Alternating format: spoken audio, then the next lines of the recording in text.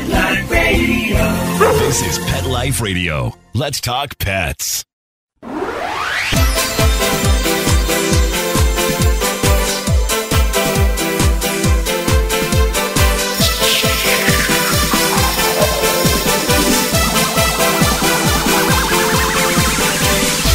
Hello! Welcome to the Animal Party on Pet Life Radio. I've got a very interesting guest today. You might not be able to see him anywhere because he's invisible. He's the invisible gardener, Andy Lopez, and he's come on our show to talk to us about the connection between plants and animals, what you need to know to avoid problems, and what you need to know to maybe help your pets a little bit along the way. So welcome to the show, Andy. Thank you. Thank you very much. Thank you. Thank you very much. That's my Elvis Presley voice. Thank you. Thank you very much. Nice. Well, okay, so you're out of California. I know that. And you give people advice on all kinds of gardening things. Yeah. Do you want to tell my audience a little bit about that, about why you're invisible, perhaps? Well, I started I started my business in the 6th grade. By the 9th grade, I had 150 customers. I didn't get the name Invisible Gardener until 1970 when I got out of service. And went to University of Florida during the day at college, and you have to make money. So I was very good at growing already. So I did it at night. I would work at night. My favorite thing was to work under the light of the full moon, So I would work at night. It's cool, and the bugs are out. Everybody's there. We have a party, The bugs are out. Wait a minute. Do we want the bugs? Aren't we trying to get rid of most of the bugs? No. Bugs are... they were here before us. And they made but I mean, I think aphids, and I think of all the bugs that eat my plants. It doesn't. Yeah, that's because you were taught that way when you grew up. You taught to kill the bugs, kill that pest, kill. I tell people, I'm like Captain Kirk talking to Spock. Spock, we're not going to kill today. You don't really have to kill everything, and it doesn't really work out that way. So I'm glad to hear you say that, because I do notice that there are lots of products sold, things that release things into the air, and products sold to eliminate things like wasps, which must be hurting the bees. And I know that we should not be spraying like we're spraying. So can you help us with that? If we've got something we love, some plant in our garden that's covered in in aphids or some nasty spider mites maybe that's eating away our tomatoes or something. And the same thing goes for people. The same thing goes for pets too, because they're like little beings. They're very small. You don't have a pet the size of unless you have a horse, or some other animal. But they're susceptible to the chemicals too, Well, that's really true, because the cat is only 10 pounds. So it's almost like a little baby. And yet it walks around naked at really low down. So anything you spray is on it, right? And the only way it can clean itself off is to lick it. So now it's ingesting what you spray. So what can we do for these pests that won't hurt our pets? Well, see, what I teach people is the law of cause and effect. You're going to find that I do things very, very different than most people. That's why, I was going to say that I got the name Invisible Gardener because I used to do instant vegetable gardens at night, instant gardens, and then one lady woke up usually the husband would hire me to do a garden for the wife, and the wife would come out one morning and says, "Oh, Invisible Gardener must have been here," and the name stuck ever since. Nice. Okay. But I was never really a gardening person. I did that as a favor for a person and do this stuff. I've never started as a gardener. I've always started as a teacher and always started teaching people the way things really work in terms of, healing, because it also works for the human body. Right now I'm talking a lot to people about the stomach, right? Okay. And the stomach, and what I tell people is that the earth, the soil, is the stomach of the earth. Just like you have a stomach, inside your stomach, there are millions and millions of little beings living in there. It's called a biome. And the stomach is really your brain. The stomach is the real brain of your body. It's just like the soil is the real brain of the earth. And I tell people, look, okay, so I do a lot of, people call me up all the time for trees, right? Because they have this disease or that pest or this or that, right? I was just talking to somebody 5 seconds ago before you called up. The guy says, I got a sick Monterey pine. I want you to come and treat the sick tree.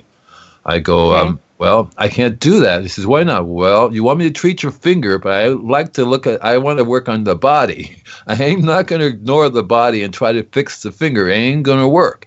And that's what you're taught. You're taught to spray that chemical on that bug, and you solve the problem. Not really. You're just working on the finger. The problem has not been solved. The law of cause and effect says if you keep dealing with the effects, you're never going to solve the cause. Okay, so what do we do? We've got these plants that are crawling in bugs. We walk outside. Right. We don't want it to spread the rest of the garden. So here's the thing. So what I do is I tell people, you're the one that's hooked on the chemical. You're the one that's hooked on this pesticide, not the plants. When the plants are being attacked by the bug, there's no such thing as good guys or bad guys. So the truth is that the bug's job, their pests that have evolved over millions of years, is to go after things that are weak and sick. Their job is to recycle them. So when a bug is attacking a plant, that tells me that plant is not healthy. Something's wrong with the plant. It's not the bug's fault. Right. It's the plant. Okay. And it's not the plant's fault. It's whoever's been taking up the care of the plant. Because the plant, it relies on us. Because we're Mother Nature now, see? Normally, it grows by itself, and all kinds of things happen in nature that takes care of the plant. But since we're doing it, and we're not doing it right, if you anytime using kind of fertilizer or chemical, whatever, and you're giving it to the soil, you're not doing the best thing for it. You're destroying. The soil is a living organism. I refer to it as there's the food chain, Yes. right? The food chain, right?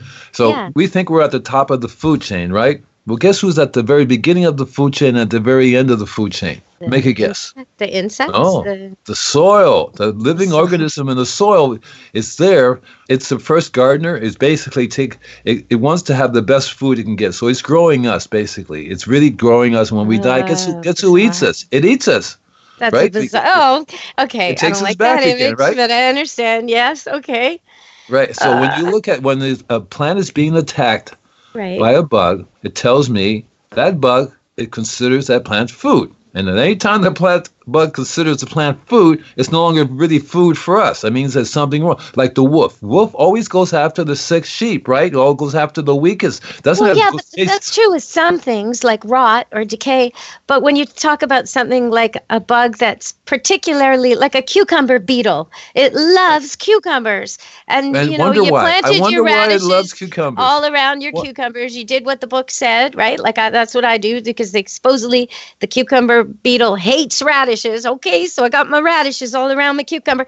And sometimes, some years they don't find it. Some years they find it. If they find it, they don't eat the whole plant. They don't eat the cucumber even. They chew through the stalk and kill the whole darn thing and make me so mad. Now, why do you think it does that? I don't know. I've never considered the psychology of the bug. Let me tell you why it does that. It has evolved. It has evolved over the millions of years to go specifically after a certain thing, and that would be that plant, right? Each bug in the planet has associated with some plant or something else, because that's their job. You name the vegetable, and then usually some bug is associated with that vegetable, right? So even when you do everything right and your plant is super healthy, and you look at it and you go, "Oh, I'm going to harvest that tomorrow," boom, it hits it. It knew it was right, and here it comes. No, it doesn't work that way. If it was super healthy, that's the key word, super healthy. Yeah. Okay, so if it looks healthy, it may not necessarily be healthy. That's one of the problems we have now. Us humans like instant things. We like to give it a fertilizer and make it green and grow and everything, but it doesn't exactly healthy. Just like in the human body, you may look healthy, but you talk to a doctor and he says, well, he has this liver problem and this kidney problem, or this is going on or that's going on. That's not exactly healthy. To me, what it means to be healthy is that you have all your functions working, all the trace minerals in your body. You need 96 different trace minerals in your body for everything to be functioning. Just one trace minerals you don't have, as an organ or some part of your body, some function, it's not going to happen. You're going to get eventually stressed out. You're going to end up having some problems. The same thing with the plants. So when the beetle attacks name the bug, right, where it goes after cucumbers or apples or peaches, or they all have specific reasons why they go, and it's always a trace mineral deficiency. That plant, it's always a trace mineral deficiency. And the way it works out is really interesting because I'm a genius. I know. It's just... We're talking to Andy Lopez, the Invisible Gardener. He also has a show called Don't Panic, It's Organic. And we're talking about plants and pets. We're going to go to a commercial break and come right back and find out more about what we can do when a plant is sick or weak or covered in bugs so that we don't have to hurt our pets by the methods we use. Because, everything, even though it might say it's okay for pets, it's not ideal for pets. We want to keep the toxins away from our pets and away from our food. If you're growing food in your garden, this is important too. So we're going to come back and talk more about that. And Andy's a lover of music. So I prepared a little treat for him. I'm going to play that when we come back from break. Oh, and geez. Later on, we're going to add some music to it and send it to him as a little present, a little gift from our little party gift from the Animal Party on Pet Life Radio. So stay tuned. We'll be doing that next. Does your dog itch, scratch, stink, or shed like crazy? Come to Dynovite for help. Order a 90-day supply of Dynovite. Dynovite for life. Pick up 2 tubes of Doggo Suds. Get the 3rd tube free. Peppermint, tea tree, lavender, Doggo Sud shampoo. Made with all-natural coconut, jojoba, aloe. Great for healthy skin and soft, shiny coats. But no itchy, harsh chemicals. Lather up, rinse away. Try Doggo Suds. Buy 2, get 1 free. At Dynovite.com. DINOVITE.com.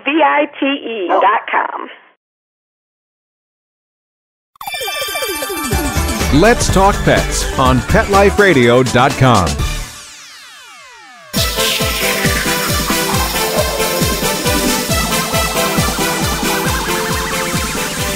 Hello! We're back on Animal Party Pet Life Radio, and we've got Andy Lopez on our show, the Invisible Gardener, and the host of Don't Panic, It's Organic. He gives gardening advice all over the place, including California, where they've been hit by fires and are trying to regrow things now. But sometimes, we were just discussing earlier, sometimes people like me think that we have a problem that's a bug when actually the problem is in the plant. So Andy's just been explaining that to us. But before we go to that, we're going to give him a little song to cheer him up today.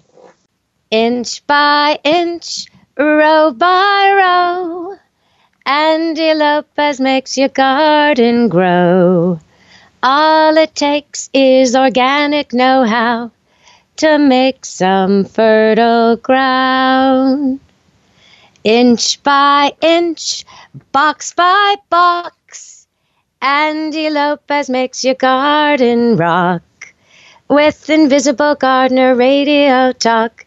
And don't panic, it's organic. Hey, so there's the intro you deserve, Andy. I'm going to put that on my radio show. Well, we'll put some music to it first, if you like. I just have to be careful about the guy who wrote the song, because he will go inch by inch, hey, that's my song, right? You know what I'm saying? I think it's pretty old. I think it was Pete Seeger. I don't know. I had that song on my show, and the station that I do also turns it into. They publish it on YouTube, and YouTube send them a thing saying that the owner of it is going to get any money that I make from that show because it has that song in it. So. Whoa. Well, it could be, it's radically different, but it's still, it's close enough, right? Inch by inch, because I love that song. I think it has to do with the length too. If you go short, you can get away with things. I think it has to do with how long it is. But are you going to put music to it? Yeah, we will. We'll send it on to you. You play guitar too? You play guitar? No. Mark is going to put some music to it in the studio. Our engineer in Florida. This is a Canada-U.S. invention. We're going to create something for you, Andy, and send it on to you as a little gift. So what I'll do is, why don't you send me that without the song too, and I'll put some music in and send it back to you with my music. Okay. Well, we can. You know what? We'll figure that out after. Sure. I'll ask Mark to keep that up with you. But right now, we've left our listeners hanging. They got a sick plant. It's covered in bugs, or it's wilting, or it doesn't look good. And they wanted to just treat the plant. But you're telling them, no. What do they do? Do they test their soil? What I'm telling them is that first of all, there are long-term and short-term solutions. So something you've been doing, if you go out and you got this plant being attacked, you can't pretty much do the long-term solution because the plant will die by then.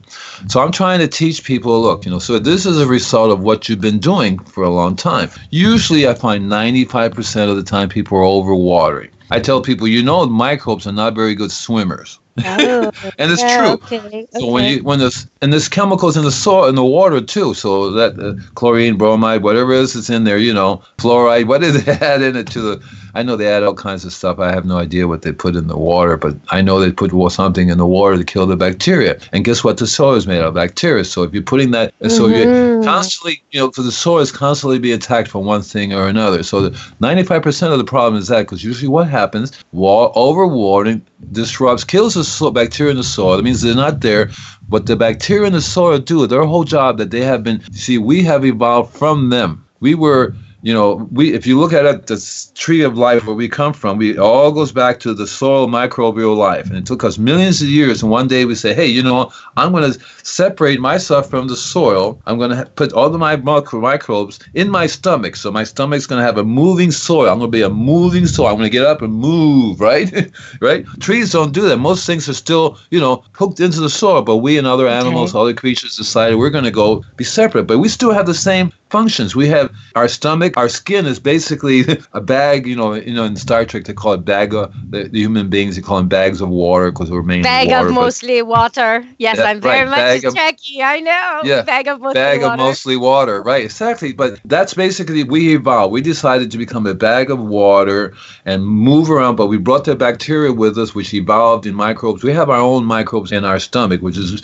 the counterpart to the I have a quick question for you. If this is true, ma'am. Should people be filtering water that they water a sick plant with? Like a simple Brita or something? Yes, ma'am. Okay, and what about people like me on a well? There's no fluoride in that, right?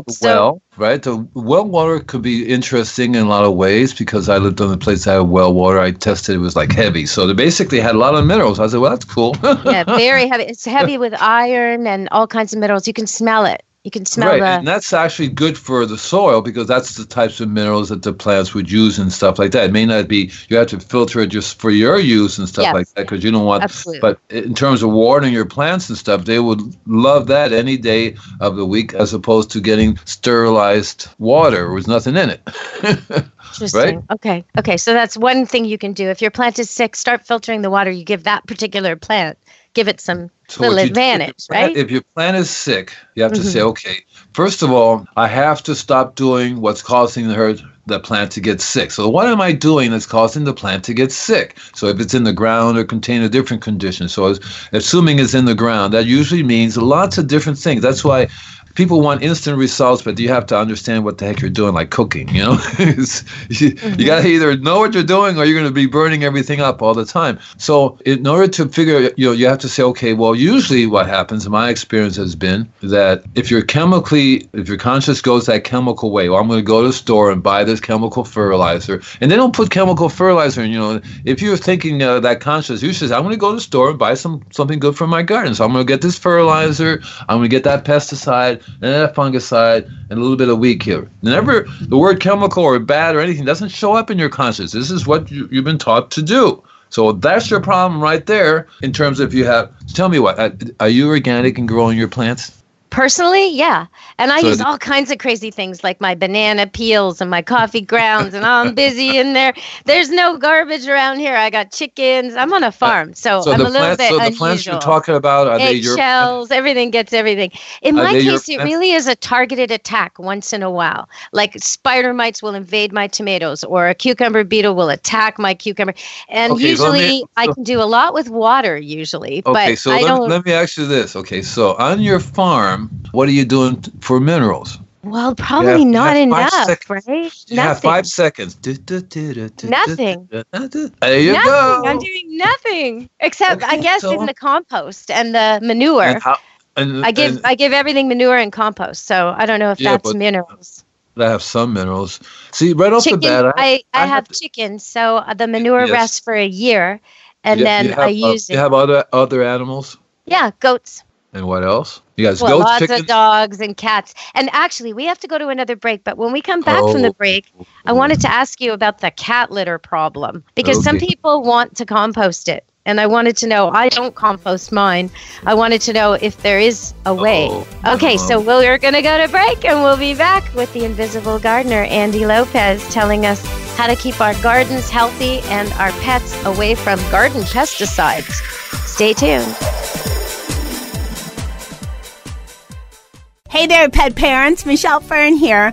You know, as busy pet parents, we often forget about our own needs, and we need to take care of ourselves so we can reach our goals and make our lives that much more fulfilling. Well, there's something that is there to make it better for you, and that's called BetterHelp Online Counseling. You can connect with a professional counselor in a safe and private online environment, and it's super convenient. You can use a desktop, you can use mobile device, and it's iPhone and Android friendly. You can also use a video session. You can use chat or text, whatever you choose. They hook you up with one of their many counselors. They have over 3,000 licensed therapists across the United States. These licensed professionals specialize in depression, anger, family conflict, anxiety, insomnia, trauma, grief.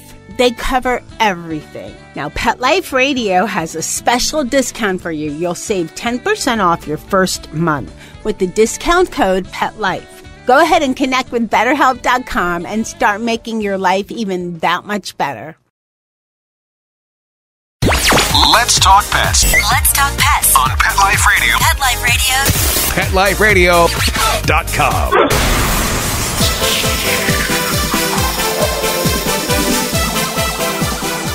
Hello! We're back on Animal Party, Pet Life Radio. That's right. That's the longest break we've ever had, I feel so rested. Okay, so... I was going to get up and pee, but I never made it. Oh, no. Only the dogs are allowed to go to the washroom in the Animal Party. Okay, so we're... Look, so as simple as it is. Yeah, right. See, you got a farm, and that's great. I wish I was on a farm, too. But look, I keyed right into your problem. It was minerals. So trace minerals. If you're not putting them in, they're not coming out. If you have different types of animal manure, sure, you're going to have different minerals. But they're being fed. You're feeding them, too. But so if you're not giving them their minerals, where do you think they're going to get the minerals from? Right? Okay. And so it's a trace mineral deficiency. It always is. It always comes down to a trace mineral deficiency. I'll make it real simple. So why does a bug go after something that's trace mineral deficient? That means that if the plant is trace mineral deficient, it's different. Well, how is it different, right? Because when I was a kid, I said, what makes a plant different when something's healthy and when something's not healthy? What makes it different? It's the trace minerals. And what does the trace mineral do? So a friend of mine was a scientist, says, carbohydrates. Mm-hmm. Bugs love carbohydrates. I said, yeah. So what's different? The difference is that a plant or a human that has all the trace minerals produces a complex carbohydrates. Guess what? Bugs cannot digest complex carbohydrates.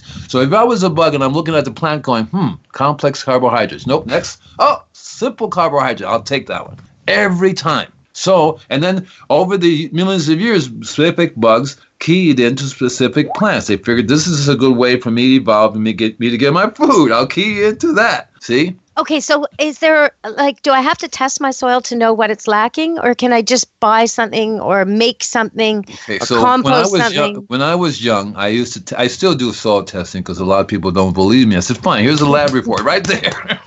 You want to spend $300 and get a lab report? Fine. But I can tell you right off the bat what your problem is. And I stopped myself. I know that you have to do these things, otherwise you're going to have a problem. So if you don't use rock dust, you have to add rock dust to your compost product. You should add rock dust to your manure. When you have a chicken, horse, cow, you add the rock dust to it immediately, and the two work together. The microbes bind the minerals together, and then in the composting process and everything, eventually releases the mineral in a form that's available to the plants. And it takes a little while. What is rock dust? What is this? Is that what it's called? Or is that a brand? No, that's rock dust is just a genetic name for a form of rocks. Rock dust. Seriously. Yes, okay, I've never even seen this. I've seen diatomaceous earth, but that's not what you're talking about. No, diatomaceous earth is entirely different. It actually has some minerals in it. A lot of rock dust also have the silica, the same diatomaceous earth in it, this form of silica. And one of the things I do is see, rock dust is a genetic term for rocks. right? They have, you can usually, in the beginning, you would, when you go to the store or wherever you buy rock dust, it comes in a fine mesh, 200 mesh. It's a really, really fine mesh. You normally add it to the compost or you add it to the plants. And then recently, in the last 5 or so years, they've been pelletized. So they come in little pellets form, makes it easier to apply. Okay. And then I buy 15 different sources of rock dust, okay? Because each source has a different mineral content in it. Remember I said you want to have 96 different trace minerals. I even buy a product called C90. It has 90 trace minerals in it, see? And that's from the ocean, 90 trace minerals. So okay, so that's something I could do. Like, because I usually do take kelp. When I go to the beach with dogs and stuff, I'll gather buckets of kelp and then I'll spread it in my garden. That's what you're talking about? That's a good thing? I like you. I like you too. The kelp, you see, the seaweed should have minerals in it. It depends on the kelp itself, because if the kelp will have certain minerals, but not all of them, and that's one reason why you do the kelp. You have to be careful now because it's more radioactive and all kinds of junk in there that you really want in the ocean, Yeah, it's really kind of weird, but that's why I use it's called C90. Has 90 different trace minerals. I buy different types of rock dust, azomite, alluvium clay. I get stuff from Northern California, here and there, and they all are rich in different relationship to, like, for example, the stuff I get from Southern California is 30% calcium. Azomite is like 10% calcium, but it has a lot of iron in it. And but the calcium we can do from eggshells, right? If we scrunch them up a lot? Yes and no. Oh. Okay, so the calcium from eggshells will take you 6 months, a year, or 2 or 3 for it to ever be broken down, and it doesn't break out down automatically. You have to have the microbes to break down the calcium into a form that then the plants can eat it. So you just can't throw rock dust on the ground and go ahead, do your stuff, because there has to be somebody there to eat it. That's why you always add it to the animal manure. See, do you know why you make compost? Why I make it? Yeah, why do you make compost? Well, mostly to get rid of all the scraps in a productive way, right? I don't want huge garbage. Okay, so that's what people think, and that's not the real reason why you make compost.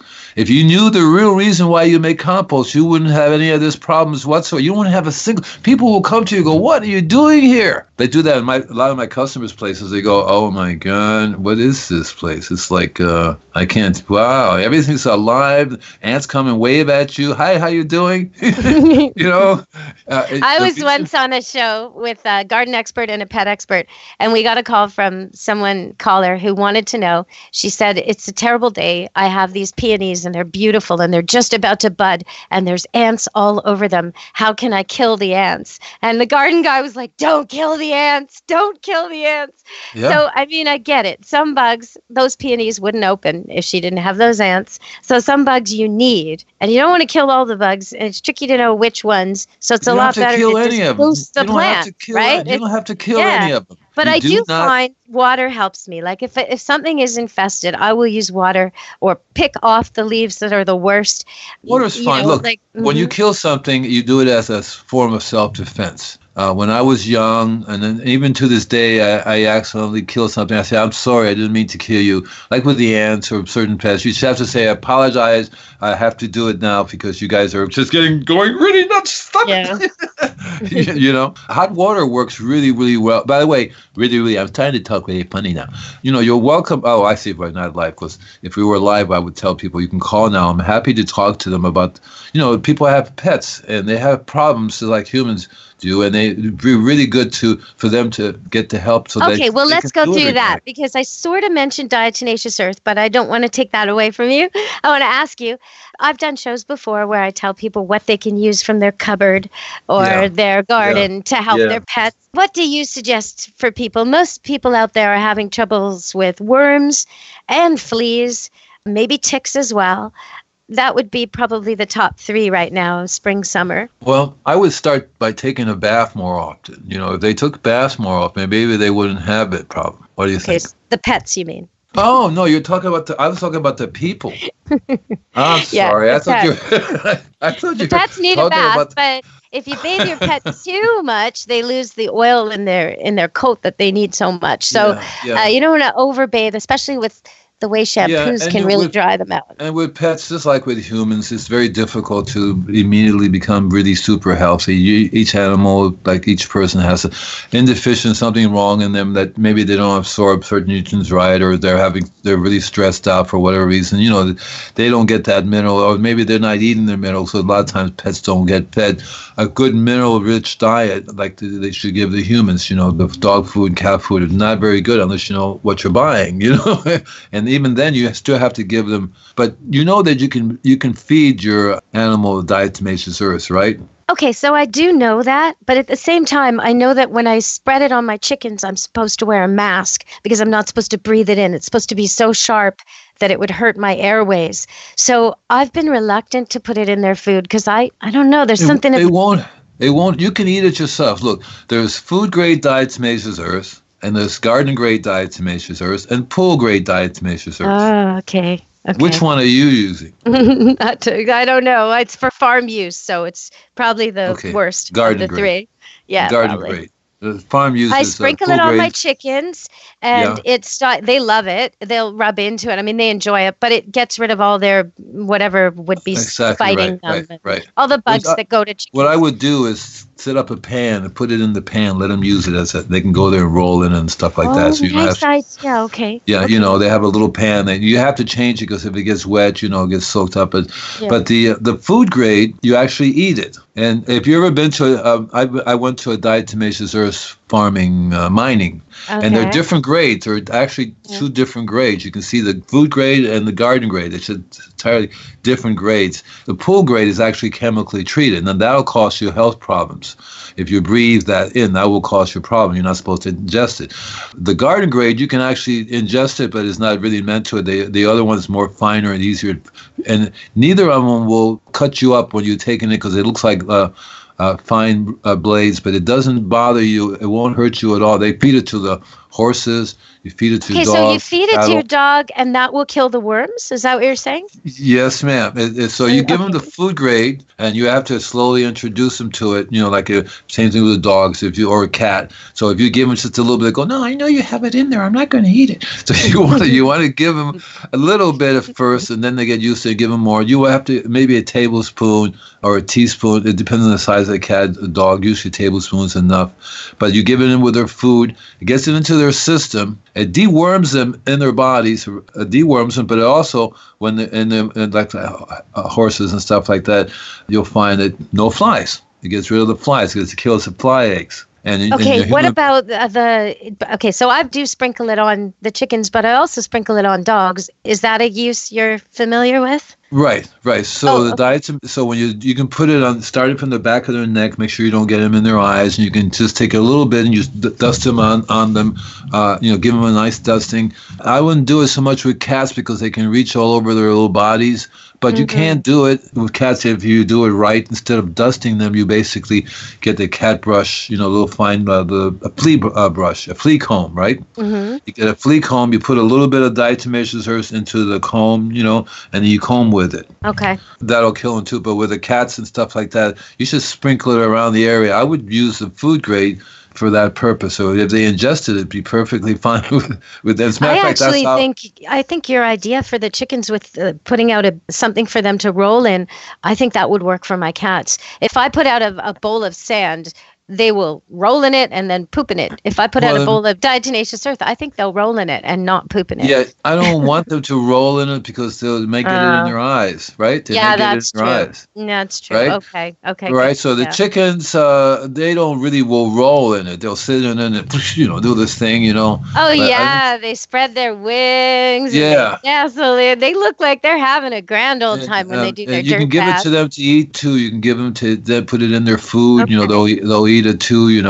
So the diatomaceous is useful also in the garden, for lots of different things in terms of controlling bugs and stuff like that. But again, there are lots of really simple things that people can do to help the plant. Because if the plant's sick, you want to help to feed it. You want to start feeding it right away. You want to learn how you do foliar feeding. Okay, you want to figure out. I wanted to ask you about a remedy for dog owners whose dogs get skunked. Because in the past, it was always tomato, but it doesn't work very well. And then there's all these chemical ones from the store that work better, but they're chemicals on your dog. Is there something natural? Obviously, you've never been skunked before. Oh, yes. Oh, are you kidding me? Yes, I have. Okay, and so you've never used this one particular thing before, obviously. Otherwise, you would be saying, "Oh my God, it works so wonderful! I don't understand how it works. It's such a wonderful tool."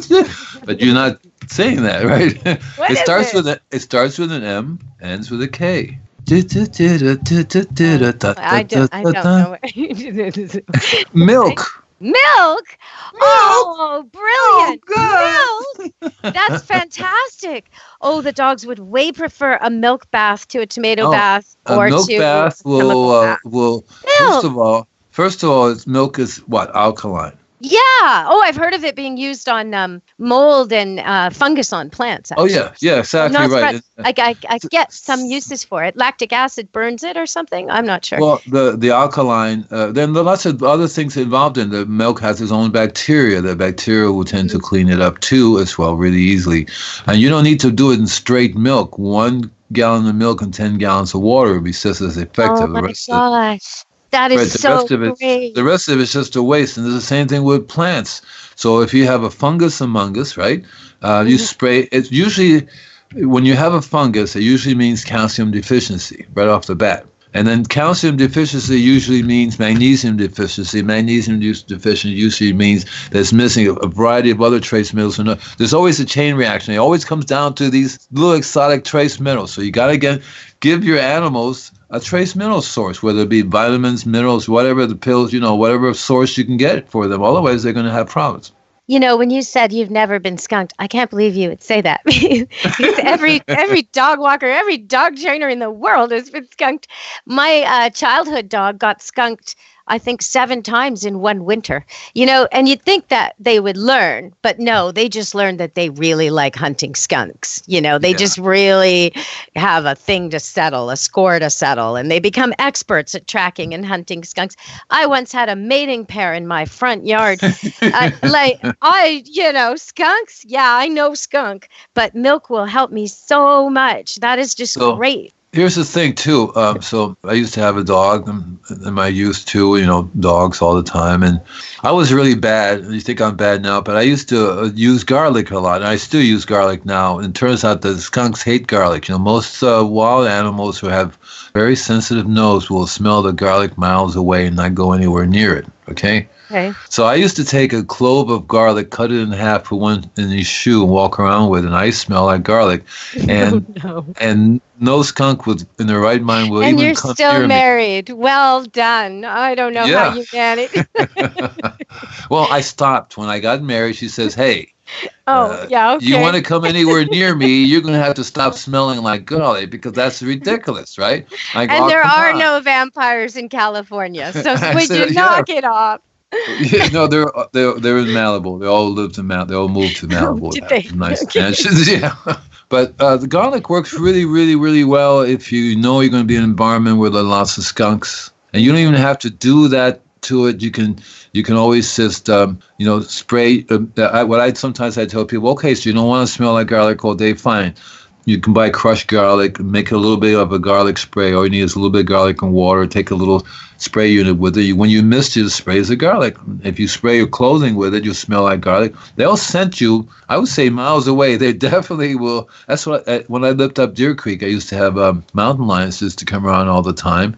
And so I would eat some garlic, sit there, and the mountain lion would look at me going, "I'm not going over there." I go, "Okay." Oh, see, now we're coming to the end of the show, but that is a big question.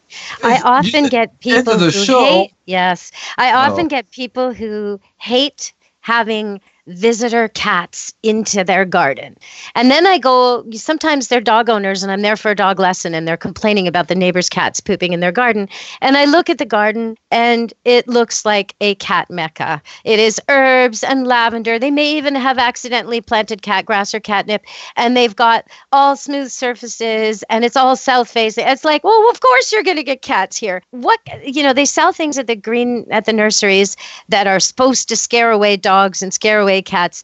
I've never found any of that works. Like rue, for example, different plants. Anything citrus is supposed to scare away cats. Don't find that works. I'll tell you is there something anything that works to keep the cats away? I'll tell you something that, believe it or not, works really, really, really, really well. And I'm not going to, I think, send me $20 and I'll tell you what it is. No, come on. So bad. Okay, so coffee. Coffee. Here's the thing. Yeah, here's this thing. Right. Here's this thing. Yeah. Coffee beans. And here's the thing. Not just any coffee bean will do. No. What? No. It's called French vanilla. French vanilla. Oh, my gosh. Yeah, French vanilla. Vanilla is toxic to a variety of animals. Cats would stay away from vanilla any day. And French vanilla, have you ever smelled French vanilla coffee? Yeah, it smells very fake to me. Well, yeah, it's got the vanilla smell to it. Fake, sort of, yeah. You take coffee beans, you sprinkle them around your property, on the border of the property, Okay. They would have to cross, and the coffee beans stay for weeks. Oh, I love that idea, because I do use my old coffee grounds in the garden, but I don't mind cats. I love having cats Don't in my do garden. the coffee I think grounds. they're great. You already got the smell. You already got the coffee and everything. You use the beans. Just go to Costco and buy like 10 pounds of French vanilla beans and sprinkle them around your property. But in my case, I actually like having cats in my garden. I Okay, think then I think they're I mean, they keep the voles and the moles and all those little critters away. And when they brush and roll and lie down in the plants and all that, I consider them pollinators. Yeah, it's fine. I don't have a problem with them. Okay, no, I never had a problem at my parents' house. The animals used to come around all the time, and my mom says, "Quit feeding the cats." I go, "Well, I sorry." usually create a spot I want them to use, and then they just poop in that spot. If there's one sandy box that has nothing else in it, that's where they're going to go. And it just makes it really simple. But okay, so that's a great tip. French vanilla coffee beans. What about keeping dogs out of your garden, or keeping dogs? There are people who just can't stand it when the neighborhood dog walks across right in front of them. They're looking out their picture window and he lifts his leg on their tree and they're like, no! When I lived in Hialeah, Florida, people used to come around walking by all the time with their dogs, and a lot of times their dogs was loose and they would run into the yard and pee on my tomato plants and stuff like that, Yeah, nice. So I figured, and I would try to talk to the dogs, but the dogs would go, yeah, I could do that. He said, let me do that. He told me I could do it. He didn't talk to him. I'm going, okay. So what I did was I got a motion detector, a sprinkler system that hooks into a motion detector. That's a good one. Like there's every time the dog would walk across, okay. Yeah, and that works. Okay, that does work. There's a brand called Scarecrow, which I've told people about before. There's also something called, it's a bird house. Looks like a bird house. You stick it up on your tree. Your neighbor doesn't even know you have it, but it will release a sound that nobody hears but the dog that's driving you crazy next door every time he barks. Well, so that's the kind of new thing. You do hear it, and a lot of other things do hear it too. So it causes... You may think you don't hear it, but one day you wake up, you found out you just killed your next door neighbor. You go, what happened? I don't know what happened. I was watching TV, and all of a sudden and blood all over me. No, you do hear it. Yeah. Unconsciously, your body hears it. It's an irritant. It depends on the frequency they use. Insects, birds, all the creatures will hear it. It's a big mess to try to deal with it that way. It's better when you're dealing with pets of any kind. They're very sensitive noses. Mm-hmm. So the garlic works amazing on a lot of these things. Garlic. That's one reason why I like coffee. The caffeine. Most creatures don't like caffeine. You talk about throwing around garlic and making spray, but what about, like, I have a bed of garlic sort of strategically planted so that, I'm thinking it'll smell enough to keep everybody, it's in the center, right? Does garlic pollute things though? Like, does it make it hard to grow in that bed again? Other things? Yes, ma'am. It does, right? Garlic has a chemical that it puts out that inhibits anything else growing around it. One of the reasons, but see, it depends on the type of garlic you plant. For example, you can plant garlic on the tomato plants, and it won't inhibit the tomato plant at all, and actually absorbs the garlic and protects the tomato from being attacked. That's how that's very cool. It seems to be keeping the raspberries from encroaching, which is a masterful thing right there. So right. So some plants will definitely keep away. You know, you've heard about companion planting. Well, there's also things you're not supposed to plant with other plants because they will inhibit the other plant and so forth. And there's a whole blend of things you eventually will learn to plant. I just throw everything up in the air. Whatever decides to grow together, that's obviously the ones who want to be together, you know. Well, today's show is over. I do hope you'll come back again because I have a list of questions to ask you, and I only got through 2. Okay, so. I'd love to come back. I like to be a regular, you know. Oh, nice. Okay, I'm probably gonna get that little bit I sung for you. Okay, gonna get that sent to you just as it is, but also put some music behind it and get that sent to you. And we'll book another show, and I'll have you on, and we'll play it for everybody when I have you on. So everyone, if you want to get more advice, you got to look up the Invisible Gardener. That's what you got to do, right, Andy? How do they find you? InvisibleGardener.com, and make sure you spell gardener right, otherwise you'll never find it. Okay. Can they look up Don't Panic, It's Organic? Yeah, but they're going to find a bunch of other things besides me. Yes, you know what? When I first heard you were coming on the show, I looked that up, and I got a lot of marijuana information. So I wasn't sure where we were going. So I'm glad we're in the Invisible Gardener realm. I get sued almost on a regular monthly basis because these marijuana people say, you can't use Don't Panic, It's Organic, it's our slogan. And I'm going, look, I own the copyright to it. So. Nice one. Yeah. Nice one. Okay, well, everybody, this is the end of the show on Animal Party Pet Life Radio. I hope we've helped you with your garden and your plants, and we'll definitely have Andy back again. Thank you, Andy. And for everybody out there, be good to your animals. From me, Deb Wolfe, and Animal Party on Pet Life Radio. Let's Talk Pets, every week on demand, only on PetLifeRadio.com.